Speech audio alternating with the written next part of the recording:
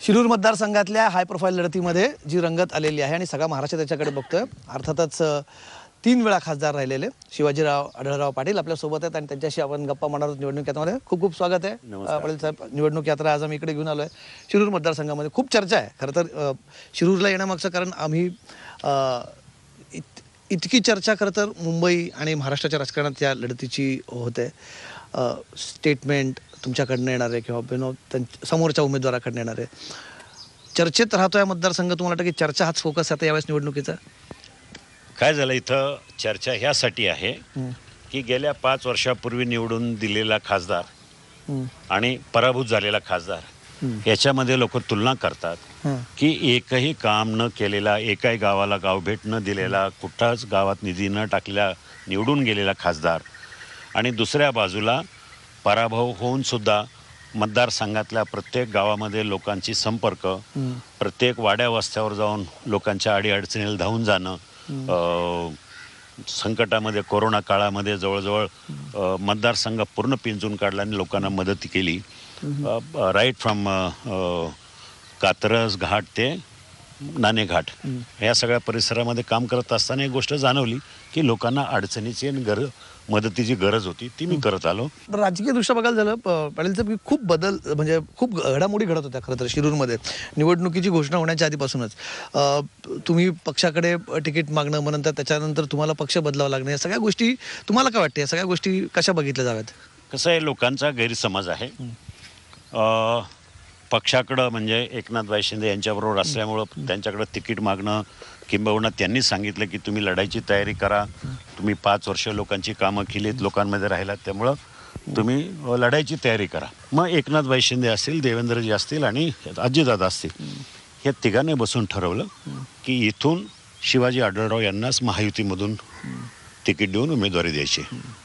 माझा आग्रह नव्हता, पण महायुतीने ठरवलं की इथं तुल्यबळ उमेदवार म्हणून शिवाजी आढळरावांना तिकीट द्यावी, त्यांना उमेदवारी द्यावी।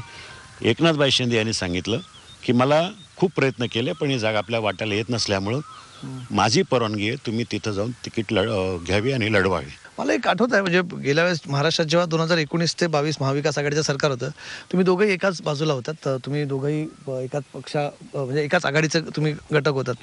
तेव्हा वारंवार आम्हाला शिरूरमधनं खटके पडल्याचे आम्हाला तिथे साधारणपणे एक बातम्या येत असत।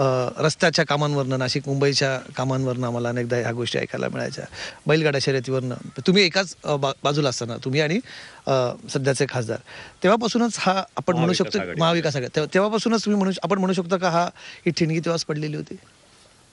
हो, साहजिक आहे।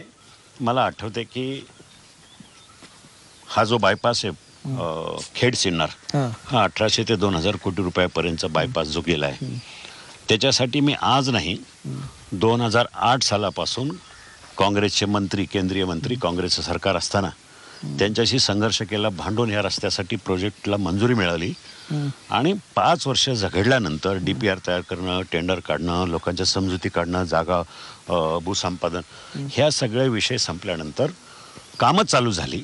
दुर्दैवानं माझा पराभव झाला आणि पराभव झाल्यानंतर कामं पूर्णतः येण्याच्या टप्प्यात ही कामं मी मंजूर केली, माझ्या काळात पूर्ण झाली, असा गवगवा किंवा अशा प्रकारच्या लोकांची दिशाभूल करण्याचं त्यांनी केलं। मुळात माझ्या समोरचा उमेदवार हा अभिनय, नाट्य क्षेत्रातला असल्यामुळं आपण न केलेल्या कामाचा, विकास कामाचा अनुभव, अभिनय करण्याच्या प्रयत्नातून त्यांनी लोकांना भासवलं।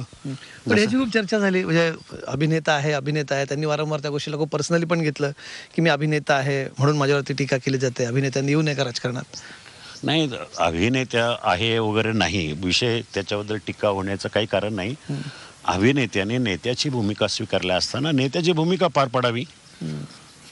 अभिनेत्यानं नेता होणं म्हणजे याच्यात आमचे काही कोणाचा आक्षेप नव्हता, परंतु अभिनय क्षेत्र सोडून मी पुन्हा मतदारसंघाच्या जनतेच्या कामाला लागेल असं आश्वासनं देऊन सुद्धा मतदारसंघाकडे दुर्लक्ष करून नवीन नवीन मालिका, नवीन नवीन पिक्चर काढणं आणि मतदारसंघाकडे साफ दुर्लक्ष करणं हे मोठ्या प्रमाणात लोकांना आवडलं नाही। अजितदादा पण हीच